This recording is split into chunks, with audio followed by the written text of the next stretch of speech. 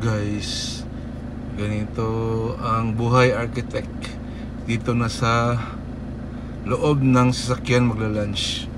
So ito yung lunch ko, guys. May baunan ako. Kain tayo, guys.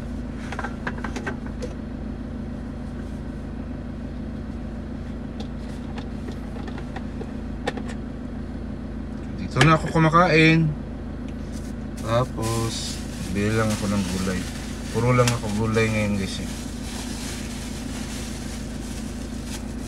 Ito lang. Tawag dito, ampalaya.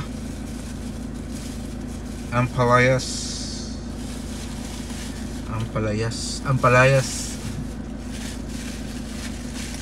Mura kong nilayas, guys. Oh, puro lang ko yun. Wala akong rice, guys. Puro lang ko ganito. Gulay. Ay, ang dami. Hulog. Yan. So, pagka-plain na ito ang mga gamit. Lagay natin ito. So, ito ang gawin natin. Tapos ito, pinrepair ko na kanina. Ito ay ulam ko. Itlog na maalat. Tsak, nilagyan ko ng dito avocado. Ayan, tapos lettuce. Tapos pag kumain tayo, guys, unahin natin ang lettuce.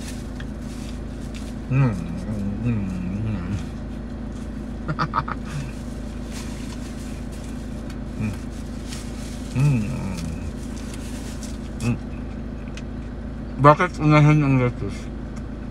Kasi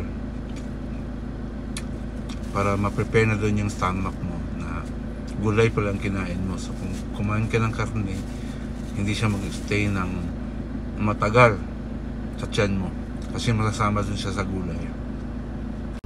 Tapos, guys, marami ako kumain kasi dapat damihan mo pagkain pag kasi ako intermittent fasting ako, 18 hours akong walang kain. So pag kumain ako, madami ako kumain. Ito guys, inuubos ko to ng 2 order ng gulay. Tapos ito pa. Yan. Tapos ito. Yan. So ganyan karami ang kinakain ko. Pero pag may karne akong kainin, konti lang. Ito lang at saka karne. Yan lang. Kasi mabigat yung karne. Yan. So ito, itlog maalat at saka avocado. Sarap.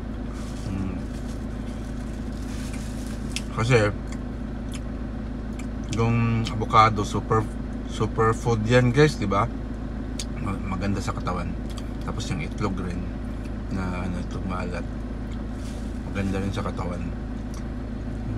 Bakit yung maalat? Kasi kailangan natin ng asin sa katawan, kaya maganda maalat.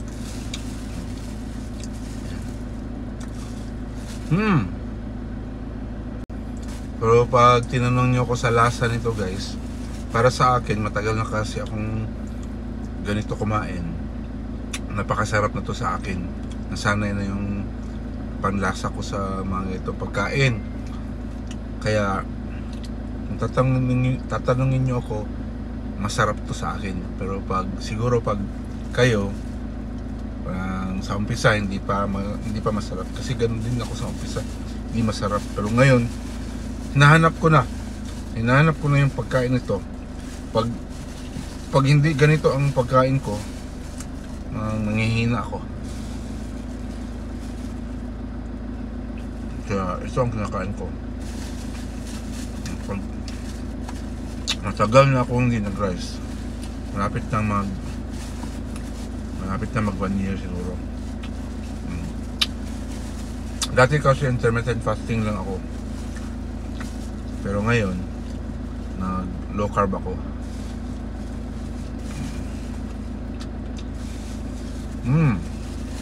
Ubos ko na, diba? Gusto ko na rin yung lettuce.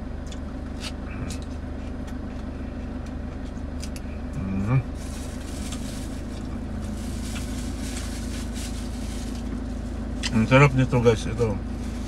Sa lahat ng naging ano ko, nakasanayan kong ulam, ito ang pinakamasarap.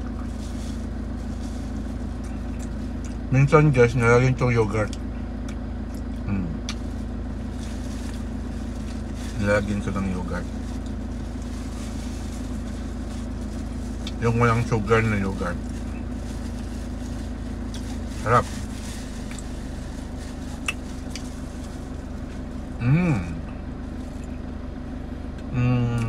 Yung avocado, naghalo na sila sa mitog maalat, kaya ang sarap na niya. Pero sa akin masyadong matamis na. Matamis, weird no? Kasi yung avocado medyo matamis sa akin eh. Parang naghalong alat tsaka matamis, pero masarap siya.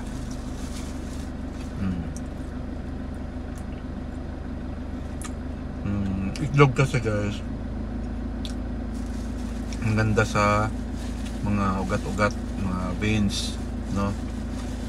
Pati yung avocado, isang gulay fiber.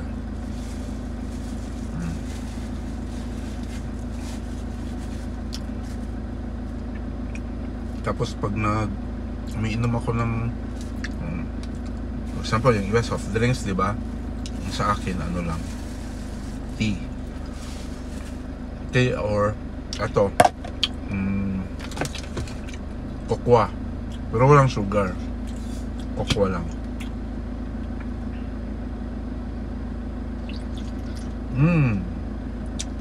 Ang sarap.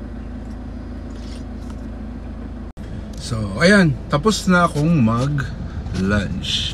Nandito lang ako sa tabi ng project ko dito guys. Ayan. Kaya ngayon tutulog na muna dito sa aking sasakyan at pahinga muna, tapos mamaya balik na naman kami sa trabaho 1 o'clock in the afternoon. Okay guys, see you guys, bye bye.